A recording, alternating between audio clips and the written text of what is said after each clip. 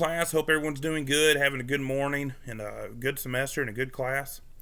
I decided to do question number 3, which was, what were the biggest problems Kentucky faced during the time of Isaac Shelby? Isaac Shelby was elected in 1792. He was a veteran of the American Revolutionary War, and he came from Lincoln County. I'm not going to read this word for word, but I am going to kind of summarize what I wrote. One of their first order of action he had was to appoint a National Assembly for Kentucky. They met in Lexington, where they would get the court system started. They would start chartering towns. They would start putting regulations on tobacco, but quickly had his first problem with the land dispute. You see in McConnell versus Kenton in 1794, and this was one of many cases, I'm sure, but this was the biggest, I'm sure, money-wise and land-wise. But it actually caused the Court of Appeals to be abolished due to how the courts were handling these land disputes. So there were so many, and then our court system wasn't the best yet because it's just getting started. So that was definitely one of his biggest problems. A second big problem was we couldn't use the Mississippi River for trade and navigation. George Washington feared that when this issue was put on his desk that we wouldn't use it for trade, that it would be used to start another war.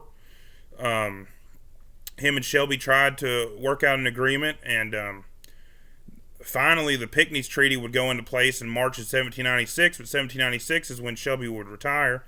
But this would allow freedom of navigation and the rights to trade in New Orleans. And then another big problem that was facing Shelby was the fact that what we call now as American Indians still had, a huge population here in Kentucky, and they didn't really like us, and we didn't really like them. You could look into the case of Jenny Wiley, who I talked about there, which I think would be a great movie. That's very courageous what she was able to do. But it caused John Hardin leading a raid that would lead to the death of 12 Indians right by the river. Many people in this early America thought this action would, bring us into another war. And then finally, George Washington steps in again, and he gets Anthony Wayne and Charles Scott, who would lead the Kentucky militia into the battle in Fort Miami. I don't know, I'm reading it word for word, and I'm not supposed to. But this would eventually get the Jay's Treaty, which would get British off American soil and cause the Indian allies to sign the Treaty of Greenville, which helped us establish more settlements. But with that being said, with the Treaty of Greenville, more land is open, more Indians are kind of backing off. We quickly dive into even more land disputes. And then the last one, several southern states have dealt with this during these times, is obviously slavery. I said here the last problem we discussed is slavery, but like I said here, the Treaty of Greenville, you see all these cotton fields being placed up, so then a lot of labor, a lot of slavery.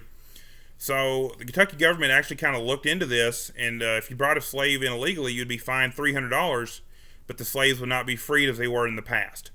So this obviously would create some type of division and be another big issue for Isaac Shelby. And then I say here at the end that he would retire in 1796 with a flawed constitution, which some of you probably answered the question on that one. Several of the land disputes, and then a state divided on slavery. Thank you for listening, guys. You'll have a good day.